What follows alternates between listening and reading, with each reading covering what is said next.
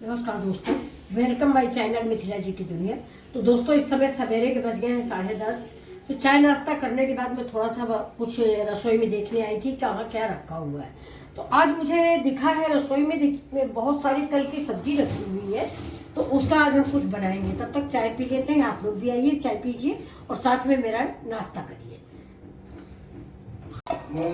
हाँ, तो ये देखिए दोस्तों, ये मेरी सब्जी जो है ये आलू टमाटर की सब्जी रखी हुई है।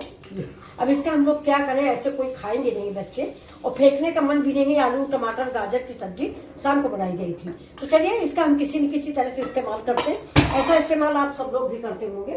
तो ये देखिए, मैंने ले लिया है मिक्सर ग्राइंडर, और ये इसमें हम इसको डाल देते हैं। और ऐसे इसमें भी डाल सकते हैं और ऐसे आटे में भी आप इसको मार सकते हैं।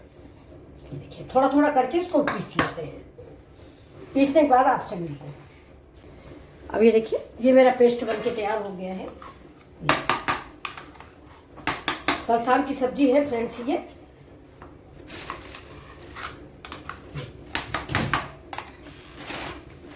बची हुई सब्जी से ठंड में सब्जियां खराब नहीं होती।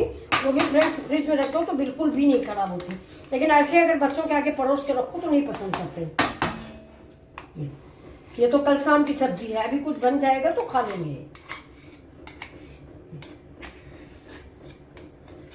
ये मैंने निकाल दिया।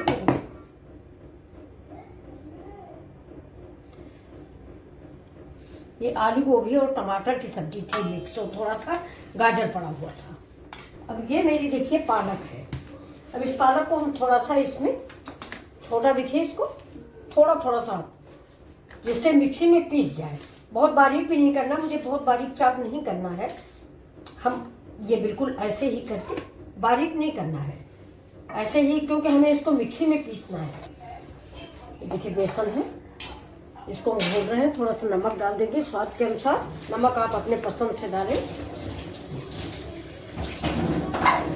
क्योंकि मेरी ये सब्जी है इसमें भी नमक है, तो नमक आप अंदाज के मिक्स करें।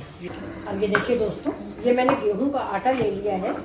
ये अब इसको हम, ये हमारी जो पालक है इसको हम इसी में डाल देंगे। और इसको, इसमें हम कुछ मसाले ऐड करते हैं। जैसे देखिए, हरा मिर्चा डालेंगे। हरा मिर्चा आप अपने अनुसार डालें। थोड़ा सा ये खट्टी मीठी चटनी डाल देंगे। ये खट्टी चटनी है हमारी, इसको भी डालेंगे। ज़रा सा जीरा डाल देते हैं। देखिए जीरा पड़ गया। और नमक अभी हम रुक के डालेंगे। अब इसको आटे को हम देख लेते हैं कि कितना आटा हमारा इसमें सोख पाएगा, मतलब इस पालक में कितना आटा मेरा सोखेगा। ऐसे ही हम डालते जाएंगे। ये इसको मुझे एक अच्छा सा डो बना के तैयार करना है। धनिया का स्वाद जो है स्पेशल होता है। अब ये देखिए दोस्तों, इसमें मैंने डाल दिया है ये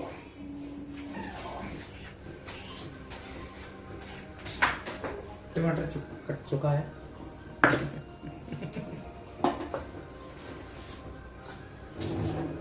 अब क्या खाना?